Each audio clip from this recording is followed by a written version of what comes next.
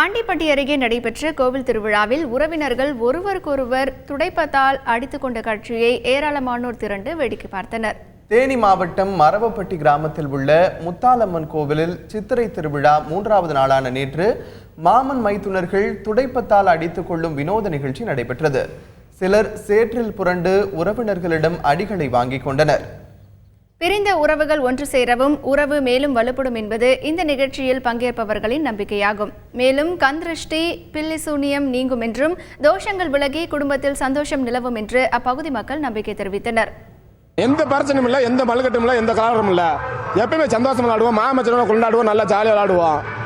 ஊர் தலைவர்லேருந்து பிரசிடண்ட் யார் வந்து அடிவத்தா கூட சந்தோஷமா கோவிக்காம செய்யாம சந்தோஷமா தான் போவாங்க. இதுக்கு என்ன காரணம் கேட்டால் இந்த முத்தாத்தாய்க்கு வந்து எங்களுக்கு அப்படி ஒரு சக்தி கொடுத்துருக்கா. வேற ஊர்ல இருந்து இந்த மாதிரி வந்து விளையாட முடியாது. எங்க ஊர்ல வந்து இந்த மாதிரி எத்தனை அடி அடிச்சாங்க கூட வந்து யாருமே வந்து கோவிக்க மாட்டாங்க, செய்யவும் மாட்டாங்க. எங்களுக்கு வந்து வலிக்கவே வலிக்காது. காலில் வந்து சொடக்கடிச்சாப்புல இருந்து வெளியே வருவோம்.